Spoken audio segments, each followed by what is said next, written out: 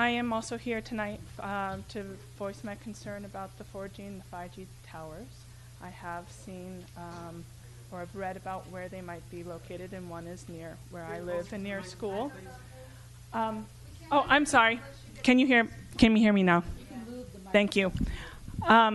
So I would urge you guys to look at the Environmental Working Group. They just came out last Friday with a major study that showed that 2G has shown to cause increased risk of cancer in rats.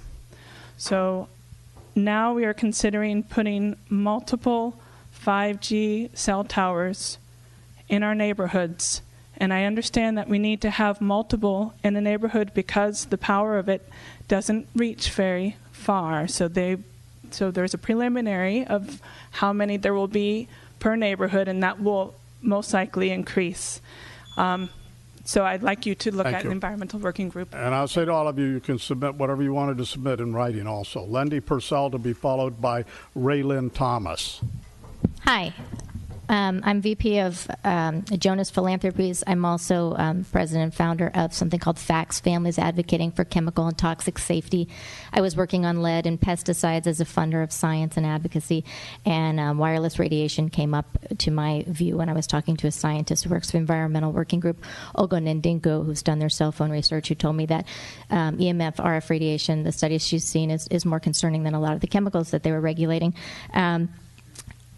Since the precautionary principle legally isn't something that really works in this country, I'd ask you to think about whether or not we even have a significant gap in coverage in Petaluma. My husband went around town with some folks this weekend to the proposed sites with their cell phones with an EMF RF meter, and they were actually able to demonstrate, and I believe that's what the video would show, that there is no significant gap in coverage, that our coverage in most areas is fine. Where the proposed towers were, they were near schools, Kavanaugh Center, there's right near there, McNear.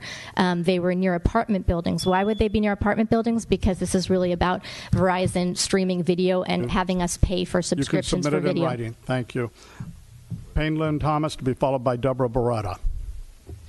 Good evening. I would like to suggest first, before I talk about my issue, is that maybe this issue is important enough to be on the agenda in a timely fashion if it can be fit in. My issue with the cell towers has to do with aesthetics and property values. There was recently a study by the National Institute for Science, Law, and Public Policy that showed that 94% of home buyers and renters do not want to live or buy in an area where there are cell towers. This was a study that was done in 2014, and it was republished in the Wall Street Journal in October of 2014. So aside from all the safety issues, which I think are critical, I would also point out this other issue, which is very important in Petaluma. Thank you. Deborah Beretta to be followed by Julie Royas. Hi, Deborah Beretta, resident of Petaluma. I do want to talk about the same issue. As you may or may not know, this was a Senate Bill 649, which the firefighters had gotten an exemption, and Governor Brown did veto that. I have a problem understanding why, if it's vetoed, it's going further. However, it was found that brain scan testings among groups of firefighters revealed abnormalities that included cognitive impairment. Many of them were getting lost driving their emergency equipment, and it was also found that the measurements were 1/1000th of the allowed limit set by the FCC. This is a danger to the firefighters. That's why they have an exemption. So therefore, it's a danger to all of us, everyone, especially our children and our elderly. We're asking that you not allow this to go through. None of us want it. And so there's plenty of documented health hazards out there to prove it. Thank you.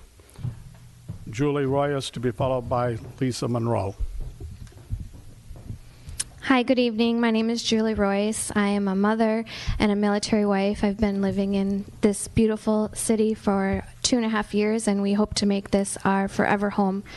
I am here as well to say that the 15 cell towers will have profound impact not only on the people of this awesome city, but also of the trees of Petaluma. There is significant scientific evidence detailing the harm that these cell towers will inflict.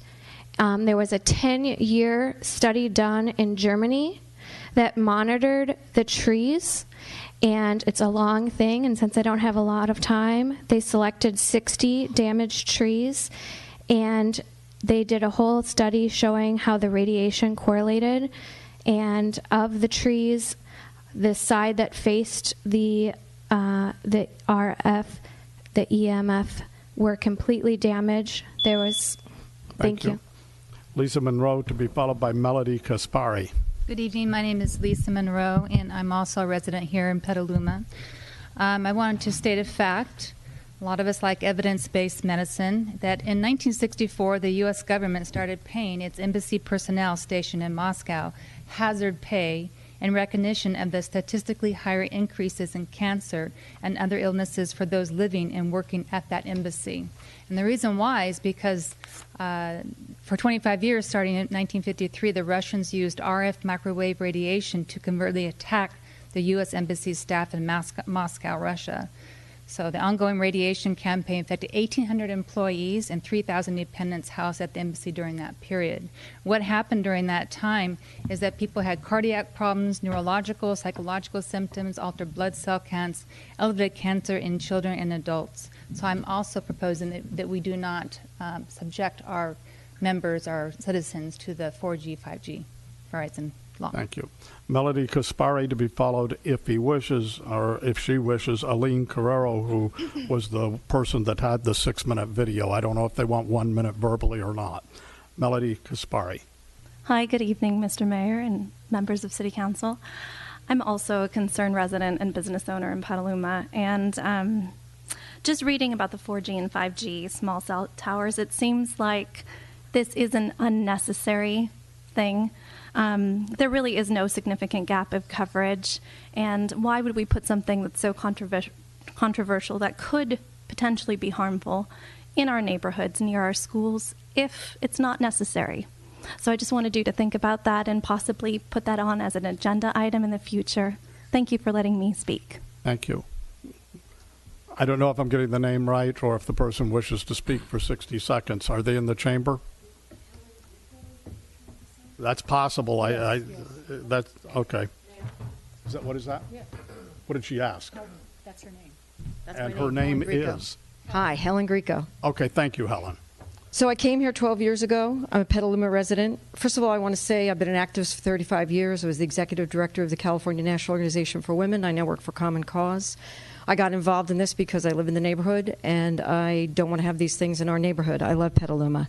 First of all, we were organizing outside to be gracious, not to plan anything in any kind of dismissive way. Second of all, we put this on the general comment because, as I've been informed, if Verizon proposes and puts these applications in before we change the city code, we could be stuck.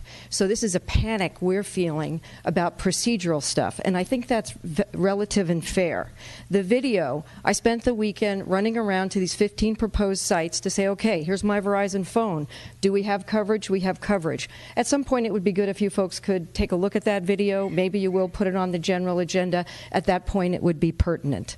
So people got together here to do what our civic duty is because we were concerned, and it's on next door, and everybody's trying to participate. I just want to feel respected for being a citizen. No, thank you. Thank you, Mr. Brown. The city manager is going to make a statement at this time. Mr. Brown. Thank you. A couple of weeks ago when people came and talked with the council about this, I had one of those moments where it was like, oh my gosh, are we already into the middle of this? And I just, I'm going to have some bad news to report to the council because it hasn't really been at the top of my priority list early this year. So talking to staff, what I've learned is that we have been approached by Verizon. We have been having conversations with Verizon, but there has not been any approval given to Verizon to do anything in our right-of-way at this point in time. Now, I'm not prepared this evening to really get down into detail on that, and so I'm feeling like the urgency that the last speaker mentioned may not be quite as much of a problem for us, but I really don't know that. So that's one of the things I'll have to look at after this meeting tonight. But what I would say is this: after the other evening's meeting and talking with staff, I understand that we are concerned about the proposal, that we are moving slowly with that. We are not moving rapidly on that. Now, I heard council interest in making sure that it wasn't only our own poles that were protected or the area underneath them, but other poles in town, and that may require an ordinance change, and that definitely would need to be agendized if we were going to make that change. But the other thing that has to be agendized is if Horizon's going to do this with us, they've got to do that under a lease. And under city regulations, those leases come back to the city council. So this council would have an opportunity to consider that and turn it down, as well as it will be publicly noticed, and people will have an opportunity at that point to come in and speak to that item on the agenda. What I will do between this meeting and the next regular meeting of the city council, which is the February 26th. Thank you, the 26th, is I'll get a little bit better update on where we are. Now, we received a number of emails today from people who were concerned about this issue. None of them have been responded to yet today, but we'll try to put something together tomorrow, or certainly before the end of the week, getting kind of a here's where we are with this situation out to the folks who have emailed, and I'm sure that'll get shared around.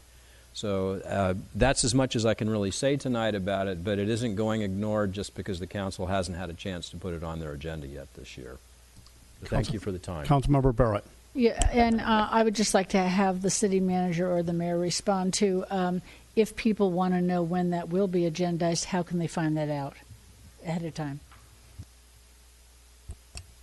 Well, we will collect email addresses. We're actually we keep files on all the emails on all the subjects that we get, so we can let people know there's an upcoming agenda, and I'll commit to doing that. Thank you. Okay. I had one question. Yes, Mr. Healy. Thank you. So, Mr. City Manager, of the 15 sites that are being talked about by Verizon, apparently, how many of those would involve leases of city-owned property, and how many are not on city-owned property? I'm sorry, Council Member, I'm not ready to tell you that right now. I don't have that information. Okay, thanks. But I will have that information for you at the next meeting. And last, the discussion this evening about the cell phone towers, as I look forward to staff's return with information about this subject, is a concern for the community, and a concern I'm certainly interested in it myself, so I look forward to staff's feedback. Thank you, Mr. Mayor. Thank you very much. One other thing I do want to add, as Councilmember Albertson mentioned about the cell towers, the city manager said in your comment earlier that that a lease would come back to us for approval or not, and I remember earlier in my years on the Planning Commission, we used to take look at every single one of these applications, and then they were taken away from the Planning Commission and made administrative only. So I really want to be sure that that is actually accurate, because I do think that some of them do get done administratively, and I just want to make sure that we don't see, mission creep here, where you have very small things that were less noxious to the community turning into these things that people are particularly concerned about, and that they don't somehow fly under the radar. No pun intended. Okay, thank you. Thank you.